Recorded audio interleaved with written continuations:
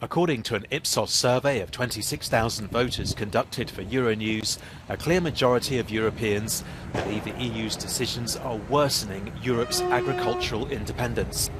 Around half of them are as unhappy as the farmers when it comes to protecting the continent's food security. On vient rappeler à l'Europe que pour avoir une Europe forte, il faut une agriculture forte. Et donc on vient leur rappeler de ne pas oublier de mettre en priorité leurs agriculteurs.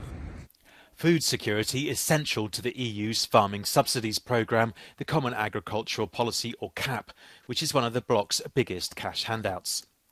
And the poll indicates the CAP is viewed as a substantial failure, at least in the eyes of half the voters. It accounts for 1/3 of the overall EU budget.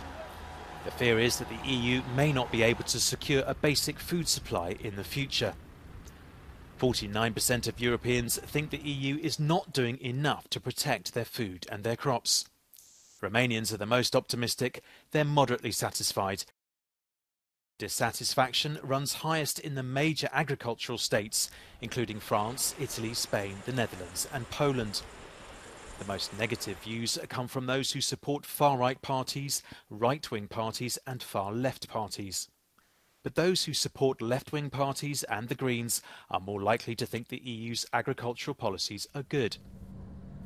EU leaders and MEPs expect the recent farmers' rallies and the growing anti-globalisation sentiment will result in a significant protest vote in June.